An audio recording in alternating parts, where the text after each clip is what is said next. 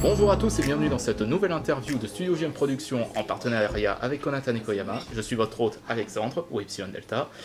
Et aujourd'hui nous avons le plaisir d'accueillir Enzo Bercati, l'auteur de Mauvais Monstres. Comment ça va? Ça va très bien et toi? Ça va très très bien.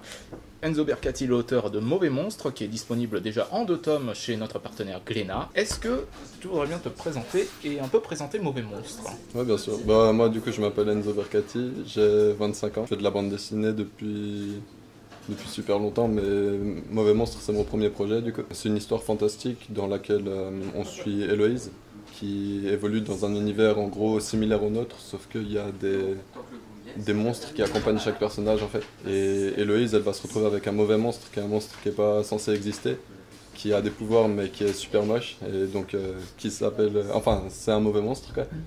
Et elle va hésiter entre essayer de changer ce monstre en monstre normal, ou alors utiliser ses pouvoirs pour se venger de ceux qui la harcèlent à l'école. Très bien, très bien. Un Mauvais Monstre qui est donc une bande dessinée comique et en même temps fantastique. Ouais c'est ça.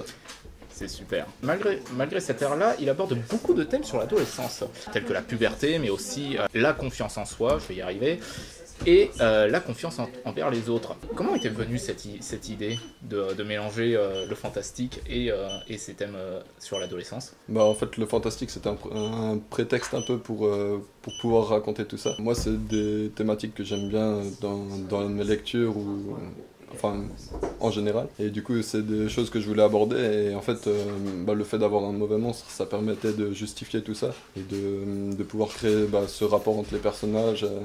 Justement, comme tu disais, de confiance. Parce que comme elle cache son monstre, elle a besoin de pouvoir croire en les autres. Et en même temps, elle doit avoir une raison de ne pas en être fière et de... Enfin voilà.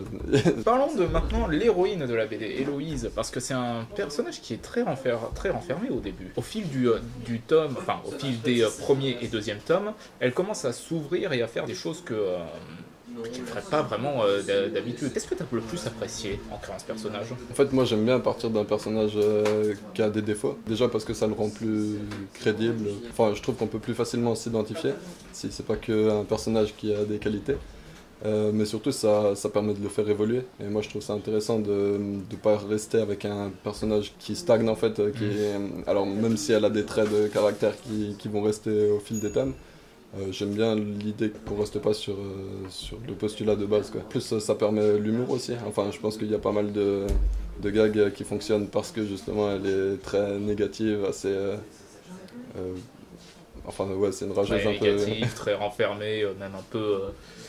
le genre de personne qui pourrait rage quit en premier échec sur un jeu. Ouais, complètement. Enfin voilà, c'était un trait de caractère que moi j'avais aussi quand j'étais au lycée, très critique et tout, et c'est un défaut en fait. Et je voulais en faire quelque chose de... sur quoi on reste pas en fait. Donc dans un sens, on peut dire qu'en fait Héloïse c'est un peu toi. D'une certaine manière, tous les personnages c'est un peu moi. Enfin je veux dire, je mets un peu de moi ou des autres dans chacun des personnages pour... les rendre plus humains en fait. Ok.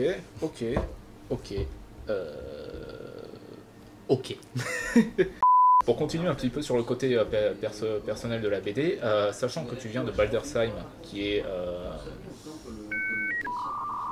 pas trop loin de Mulhouse. Non, effectivement. Le décor de Mauvais Monstres, donc ici, là, mais aussi sur ici, il fait beaucoup penser à l'Alsace justement. C'est une région qui t'a inspiré pour le décor. Moi j'ai vécu ici toute ma vie, donc il y a plein d'endroits que j'ai eu envie de représenter. Alors, enfin forcément je fais des mélanges avec des endroits qui existent et d'autres qui n'existent pas quoi, pour créer la ville dans laquelle se passe Mauvais Monstres. Mais ouais, ça m'inspire, et surtout je faisais beaucoup de dessins d'observation, et du coup je dessinais des coins de villes de Mulhouse, de la vallée de Tann, ou des trucs comme ça, et voilà, donc j'ai eu envie de remettre ça une fois que j'ai commencé à faire la BD pour, pareil, pour rendre le truc un peu plus crédible, plus réaliste. Alsace Power.